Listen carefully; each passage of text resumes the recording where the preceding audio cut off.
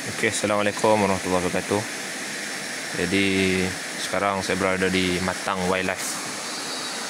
Matang Wildlife Kuching, Sarawak. Jadi siapa yang bercadang untuk masuk ke Matang Wildlife, ini adalah entrance dia. Jadi masuk RM10 ringgit. Anda masuk tu ada laluan pergi ke sungai. Okey, dia punya sungai cantik lah, boleh mandi sini. Cuma mandi ni saya rasa at your own risk lah, sebab tak ada siapa jaga. Tapi dia punya pemandangan, lepas tu dia punya ayak yang nice. Okey, ayak laju nampak cantik lah. Masya Allah, subhanallah. Okey, kat sana. Jadi kira kalau anda parking kat sini, lepas tu ni jalan sikit masuk ke sini.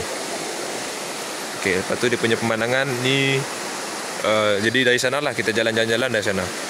Ada pondok-pondok, boleh mandi. Tapi saya tengok tak ramai lah orang.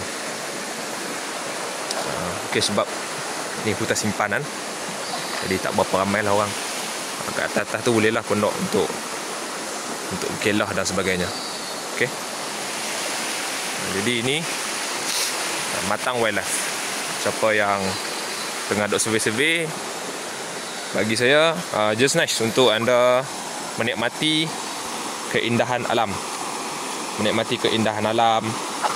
tu nak dengar bunyi aliran air, merasakan ketenangan daripada lepas-lepas kita stres bekerja.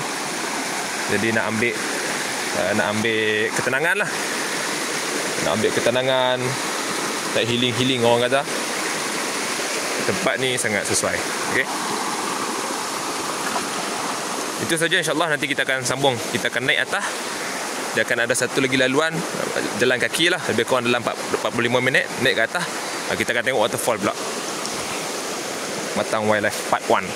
InsyaAllah jumpa di next video. Assalamualaikum.